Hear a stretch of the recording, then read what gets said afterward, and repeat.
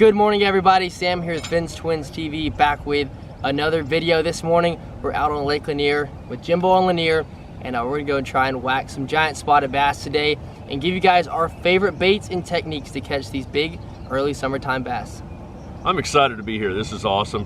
Thank you so much for having me. I know we're gonna have a good day. Absolutely. We're gonna get out there and get after them. It's gonna be a lot of fun. Well, before we get started, please subscribe to the channel, leave a like on this video. Let's get to it.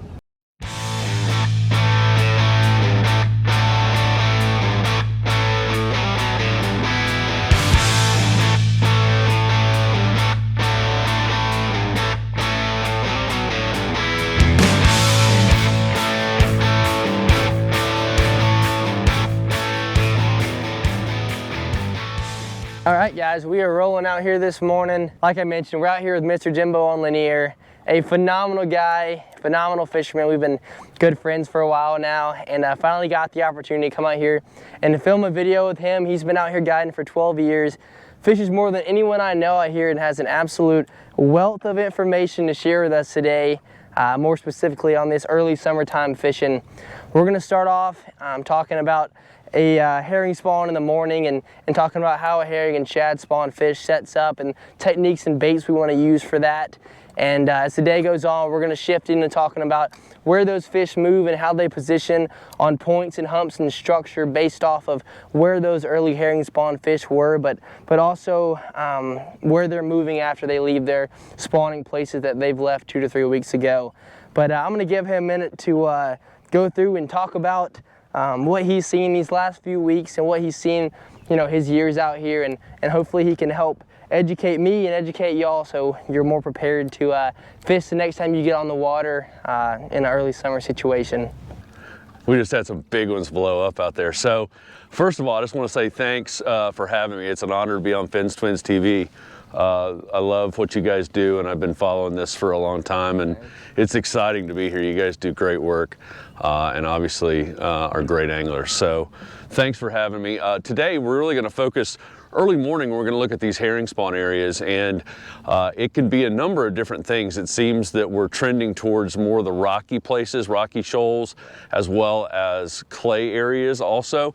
Oftentimes the sand on saddles, like between islands and the mainland, will hold herring spawning, but we've already seen this morning the herring following the bait back, and that's really a sure tail sign when you see those herring following your bait back, whether it be a swim bait. I think I found the spinner bait's probably the very best to really detect if there's bait there, because they'll get right in with those blades and you'll pull them all the way back to the boat.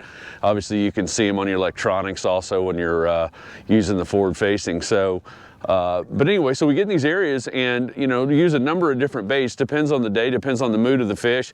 They've not been chasing a whole lot in the morning. You know, Sam mentioned those cooler mornings, and sometimes you've got to slow down and actually drag a worm, something herring looking, if you will.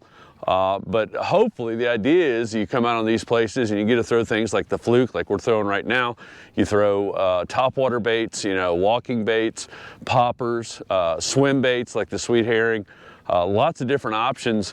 It just depends on the mood of the fish, and you've got to judge that pretty quickly out of the gate. We've already seen a few schooling here. We just haven't been in cast distance. A lot of times it's important to be right in there when they come up. If you can get a cast in them when they're up, you're going to get them.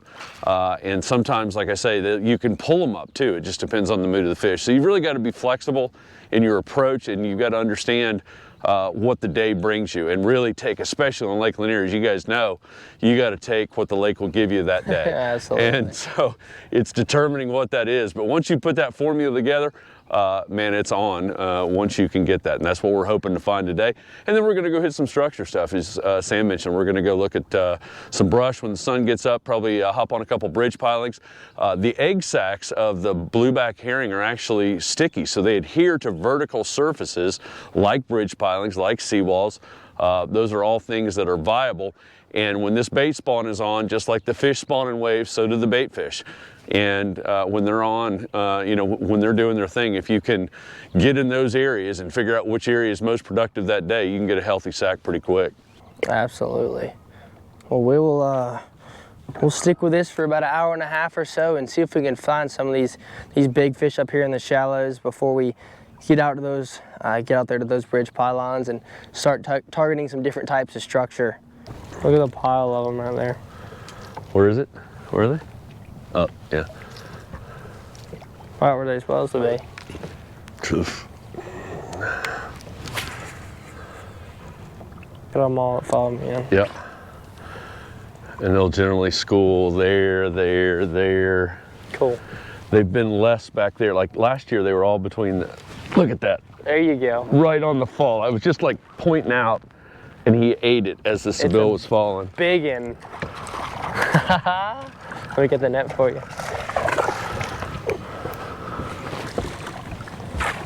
Nice fish. Very nice.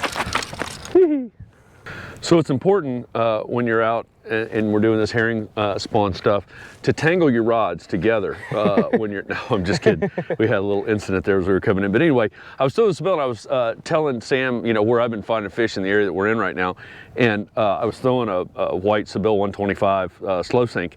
And literally I stopped the retrieve, and as I was explaining, the fish loaded up. So just shows you that they're, you know, today they're a little bit less aggressive, and they're looking for something that's more, you know, on the sink, maybe not moving real fast. So that's something that we'll use to guide our approaches, techniques, and presentations as we go through the day. But a nice little spot. All right, guys, we're pulling up. We're gonna try something a little different. Jimbo caught a really nice fish earlier, fishing some shallow rock on that kind of herring spawn pattern, and we're gonna try and demonstrate another type of herring spawn pattern, and that's vertical structure.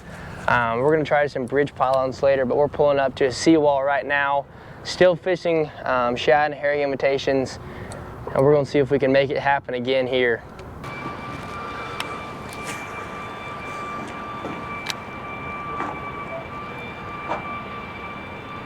Oh, there he is. Got him. There you go. Fish on, baby.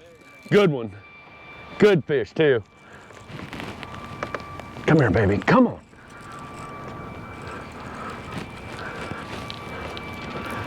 Good one.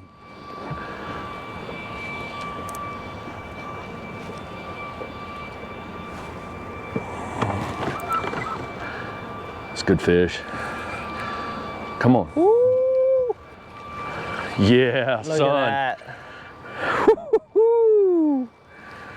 Yeah, baby. Look at that chunker. A big wake came through. It was literally like cascading up the walkway here. And I threw the Seville out right next to it, burned it for a second, killed it, just like we were doing on the other one. That's why I'm saying apply what you've learned through the day. And that joker just crushed it. Just crushed it. Beautiful spotted bass. All right, we just moved into our bridge pylon pattern.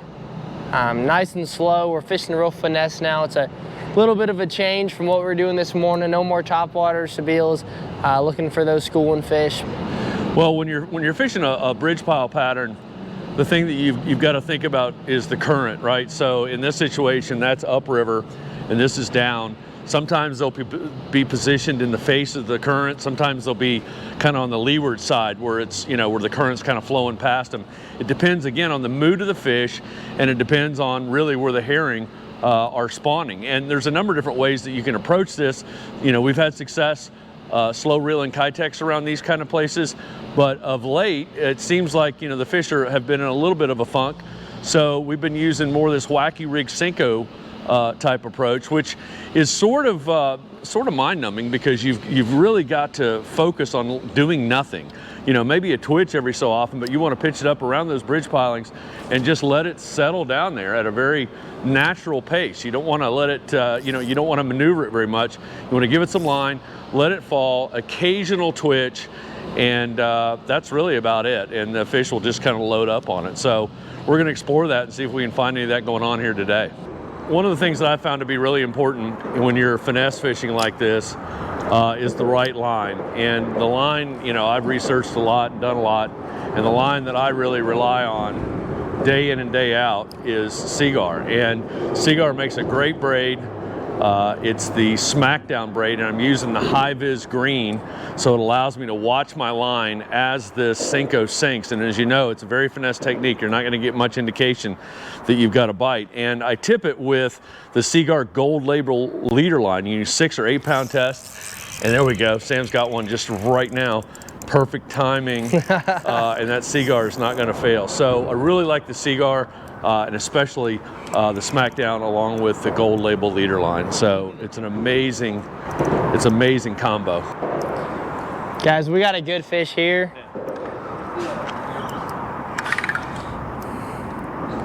Worked out perfect. Look at the giant behind that fish right there. 5-pounder easy behind him. Still there. You could probably net that other one. Guys, check that out. Just to attest to the perfect setup we've got here. Nice and slow, letting that worm sink down. And sure enough, using this high vis line, I saw my line take off and set the hook. There we go, guys. A great fish right there. You can tell these fish are super post-spawn. Very skinny, lethargic, but you have the right finesse technique. Use that light line, and sure enough, you can get them to bite. All right, guys, we're moving out onto our next pattern of the day, and this is gonna be our little section where we're discussing structure on points and humps. And the biggest things I can tell you in trying to find areas like this is you want to find points and humps that are nearby to some of their spawning areas, and that changes based on where a fish is going to spawn.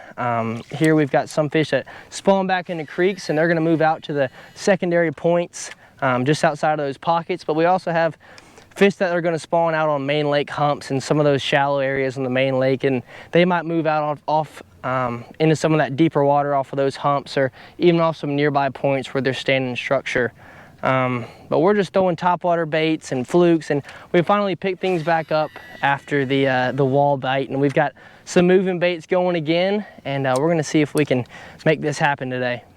Yeah, I think it's been a great day so far. We've shown the true diversity of this lake, and you can follow a number of different patterns and still be productive. And it's just switching and getting the timing right on each of those patterns. Obviously, this offshore stuff is better when the sun is up, and that's what we've got now. Got a great condition for it. Wind's dying a little bit, but I feel confident that we're going to be able to snag a good one off this offshore structure and some of this brush out here off these secondary points. Absolutely. Give it a launch straight in front of me. There's a bunch of fish right up in here.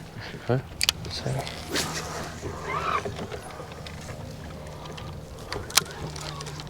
Oh, they're on me. Good. You see them? Yep. Green all over it.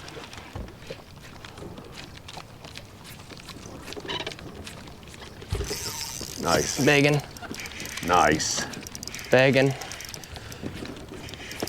Look at him. Oh, woo-wee. Good fish right there. yeah. Yes, sir. That's what we're looking for. Yes, sir. There we go. Just what we discussed. Absolutely. Back in these creeks, these little secondary points, found some structure, and they've got some good fish on them. Yes, sir. Just what we're looking for. Yeah, baby. There we go. Look at that, guys. On the fluke, fishing it nice and slow, and sure enough, the big girl came out to play. All right, guys, beautiful fish right there. You see they're beat up on their tails still from post-spawn, but they're finally fattening back up on these herring out here. And just like we discussed, they're sitting out here on these secondary points. You gotta love it. We're gonna toss him back, and we're gonna get on back to the boat ramp and wrap this video up.